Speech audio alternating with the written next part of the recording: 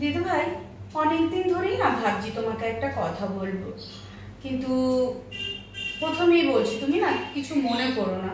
আমাকে না তুমি বাধ্য করছো এই কথাটা বলার জন্য। অনেকদিন ধরেই আমি সহ্য করছি, কিন্তু আজকে না বলে আমি আর পারছি না। দেখো, তোমার ছেলে মেয়ে দুটো তো বড় হয়েছে, তুমি বাপের বাড়িতে আসছো, তুমি বাপের বাড়ি বলছো। আমি যখন বাড়িতে যাই আমিও বাপের বাড়িই বলি, কিন্তু জানো তো আমার ছেলে মেয়ে দুটো কখনো বলে না দাদুর বাড়িতে যাচ্ছি, ওরা সব সময় বলে মামার বাড়ি যাচ্ছি। তোমার ছেলে মেয়ে দুটো কি বলে? দাদুর বাড়িতে যাচ্ছি কিংবা দাদুর বাড়ি এসেছি। পুজোয় কে জামা কাপড় দিয়েছে? দাদু দিয়েছে। কোনো গিফট কে কিনে দিয়েছে? দাদু দিয়েছে। তোমার ছেলে মেয়ে যথেষ্ট বড় হয়েছে, তারা কিন্তু জানে যেগুলো মামা মামি কিনে দাদু দিদার হাত থেকে দিচ্ছে। কেন দাদু দিদার নাম কেন বলতে হবে? একটু মামা মামির নাম বললে কি হয়? আমি তো আমার ছেলে মেয়েকে কখনো শেখাই না এসব। দেখো, তোমার বাবা মানে আমার শ্বশুর মশাই তো কোনো চাকরি করতেন না, যার ফলে পেনশনের কোনো গল্পই নেই। কিন্তু তোমরা ভালো করেই জানো যে আমার বাবা সরকারি চাকরি করতেন, আর তিনি রীতিমতো একটা মোটা টাকার পেনশন পায়। আমার বাপের বাড়ি, আমার ভাই যতই ভালো চাকরি করুক না কেন, আমাদের সংসারটা কিন্তু বাবার পেনশনেই ভালোভাবে চলে। আমার ছেলে মেয়ের যাবতীয় সব কিছু কিন্তু আমার বাবার পয়সাতেই কিনে দেয়। কিন্তু আমি কিন্তু কখনো বলি না, কিংবা আমার ছেলে মেয়েও বলে না যে দাদু দিয়েছে। তারা সব সময় বলে মামা দিয়েছে, মামা দিয়েছে। তাছাড়া আমার যখন বিয়ে হয়েছে তখনকার কথাই ধরি না কেন, তোমাদের এই বাড়িটা কেমন ছিল? একটা টিনের বাড়ি ছিল, ওপরে টিন দেওয়া। আমি আর তোমার ভাই রীতিমতো চাকরি করে কষ্ট করে আজকে একটা দোতলা বাড়ি করেছি। আর তোমার বাবা যে ভাগ করেছে, তুমি সমান ভাগ নিয়েছো। সেই ভাগের জায়গাটা তুমি রেখে দিয়েছো। তোমার ভাইকে তুমি বলেছো যে এই জায়গাটা যদি তোকে নিতে হয় তাহলে পুরো টাকা দিতে হবে। তোমার ভাই অবশ্য সেই টাকা জোগাড় করতে এখন ব্যস্ত, কারণ তোমার ওই জায়গাটা যদি অন্য কেউ নিয়ে নেয় পজিশনটা তো খারাপ হয়ে যাবে।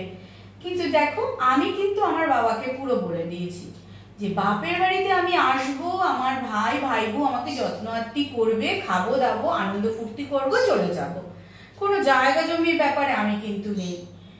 আর তুমি তুমি তো জায়গা নিলে, তারপরেও যে জায়গাটা তোমার ভাইয়ের সেই জায়গাটাকে তুমি বলছো ঠিক আছে বাপের বাড়ি, মেনে নিলাম।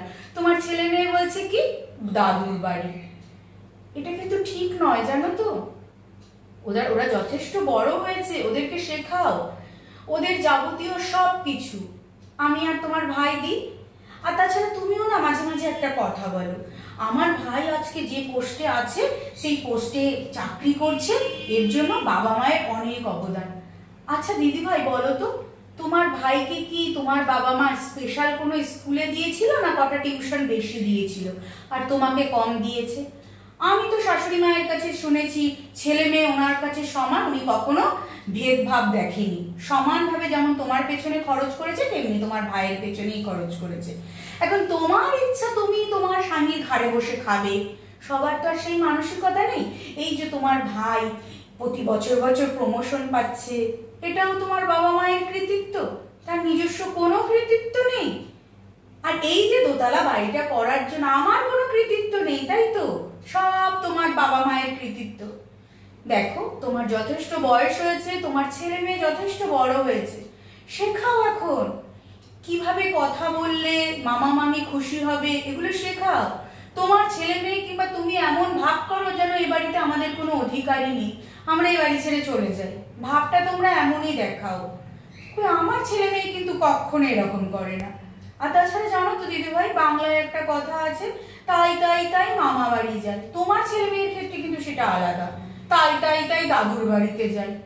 তোমার বাবা মা যখন বেঁচে থাকবে না, তখনও কি বলবে দাদুর বাড়ি যাই? ঠিক নয় কিন্তু, এগুলো শোধরাও, নিজেদের একটু শোধরাও।